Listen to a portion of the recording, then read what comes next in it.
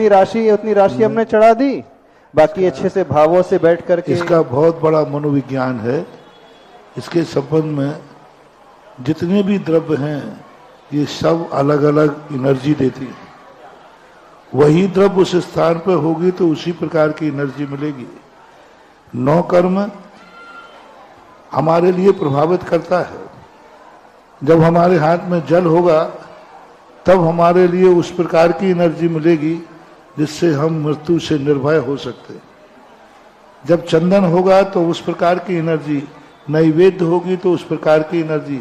ये सब प्रतिबिंबित निमित्त हैं, यानी उससे उस रूप क्रिया होती है, उसका हमें प्रतिबिंब पाड़ना है। जैसे धूप जल रही है तो उसका प्रतिबिंब हमारे ऊपर आएगा कि मेरे कर्मों का जलन हो। दीप प्रकाश दे रहा है, उसका प्रतिबिंब पड़ेगा कि हमारे ज्ञान का प्रकाश हो। निमित्त क्रिया नैमित्तिक को प्रभावित करती है। यदि अन्य क्रिया से अन्य क्रिया करेंगे तो वह क्रिया त्याग में जाएगी, पूजा में नहीं जाएगी।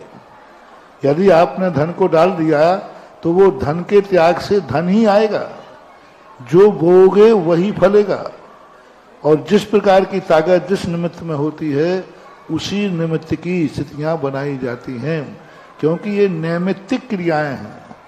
यानी निमित्त को देख करके उपादान में उसका प्रतिबिंब लाना है। हम पाषाण को रख करके भगवान की कल्पना क्यों ना कर रहे हैं? मूर्ति बनाने की जरूरत ही नहीं। आपकी मूर्ति बनी है, कल्पना कर दो ये महावीर स्वामी की इसमें मूर्ति है, नहीं बनेगा। क्योंकि वहां जब तक आकृति नहीं आएगी वो तद्रूप प्रतिबिंब नहीं होने देगी। कितना भी वो ध्यान हो सकता है, दर्शन नहीं हो सकता। पाषाण में मूर्ति का ध्यान होगा, पाषाण में मूर्ति का दर्शन नहीं होगा। और जो भाव से दर्शन होगा वो अचक्षु दर्शन होगा, चक्षु दर्शन नहीं होगा। और निधत्त निकाचित कर्म अचक्षु दर्शन से नहीं करते हैं, चक्षु दर्शन से करते हैं। बहुत बड़ा विज्ञान है इसका।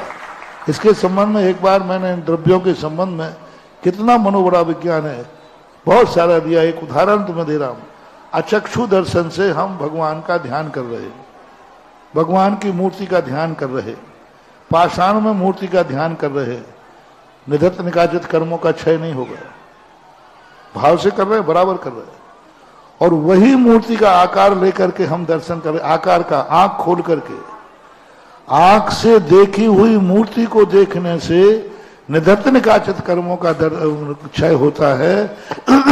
अचक्षु दर्शन से या मन से देखने पर निधत्त निकाचित कर्मों का क्षय नहीं होता है। इसका अर्थ है कि आकृति का भी फर्क पड़ता है।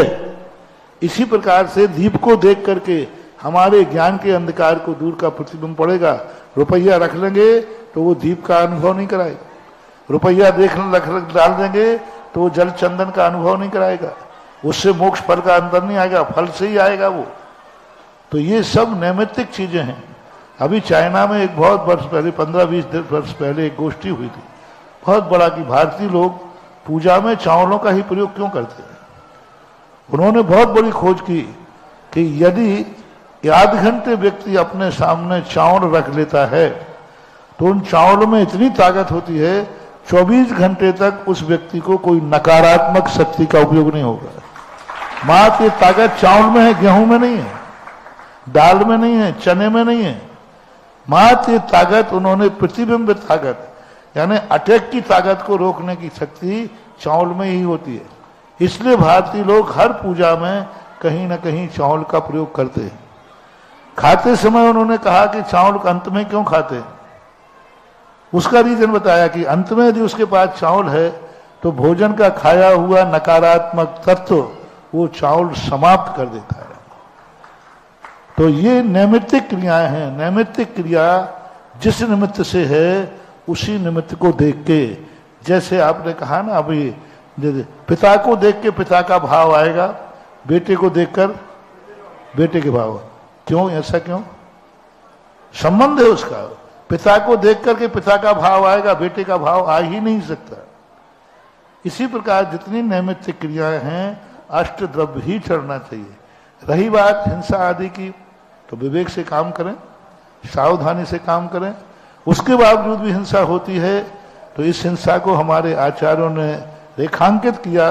पूज्यवर समंत भद्र महाराज ने सावध लेशव बहुपुण्य राशि, यानी उनके ज्ञान में था कि कुछ तो हिंसा हो सकती है, लेकिन सावध लेशव, इसलिए जिस भाव पर जो निमित्त चाहिए वही वहां होना चाहिए। ये बहुत गलत है, कई लोग करने लगे हैं चावल में अष्टद्रव्य, चावल ले लेते हैं अकेले, वही चंदन है, वही अक्षत है, वही पुष्प है, वही सब कुछ है। ये भी परंपरा गलत है। जिस समय जो द्रव्य निमित्त रहेगा वह प्रतिबिंब वही प्रकार का नैमित्तिक परिणाम मिलेगा, ऐसा।